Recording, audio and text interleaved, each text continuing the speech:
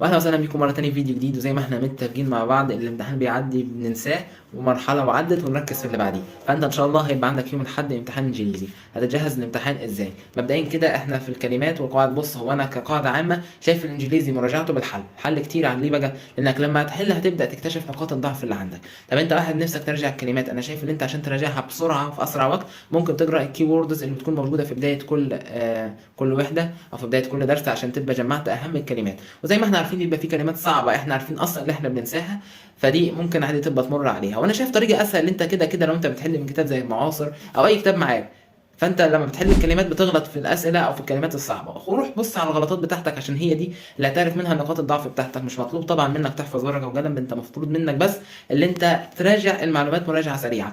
اما في القواعد انا شايف ان انت راجع القاعده الاساسيه، لكن الزيادات اللي ملهاش لازمه او الزيادات اللي هي الغرض منها التوسع، خصوصا كتاب المعاصر بيحطها، ممكن ما تركزش عليها، هتجي لك كده كده في الاسئله لو سؤال صعب.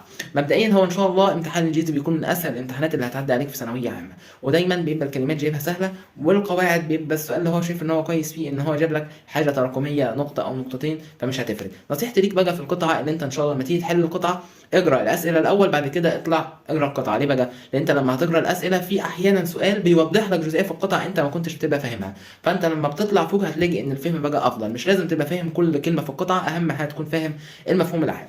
هنيجي لاكتر حاجتين انا نقصت فيهم، لان انا نقصت في المقالي، انا جايب 46 ونص من 50 بفضل الله. نقطة نقصتها في سؤال تراكمي في الاخطر، ودرجتين ونص نقصتهم في المقالي، اتنين في سؤال في القصة ونص درجة في الباراجراف.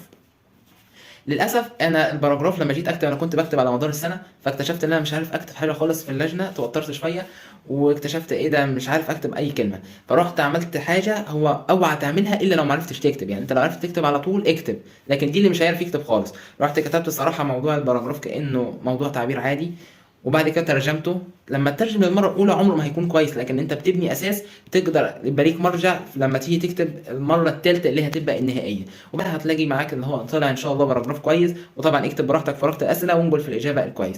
اما فبالنسبه لي اسئله القصه فانصحك راجع عليهم، بيكونوا موجودين في كل فصل بعد كل فصل في كتاب المعاصر، علشان ان شاء الله تبقى داخل فاهمهم، عشان مش كيف تكون عارف احداث القصه بس لازم تكون عارف الاسئله. وباذن الله هيكون امتحان اسهل من اللي انتم تتوقعوه. الانجليزي ماده سهله وبسيطه، وباذن الله تطلعوا كلكم فرحان منها. اتمنى لكم التوفيق، والسلام عليكم ورحمه الله وبركاته.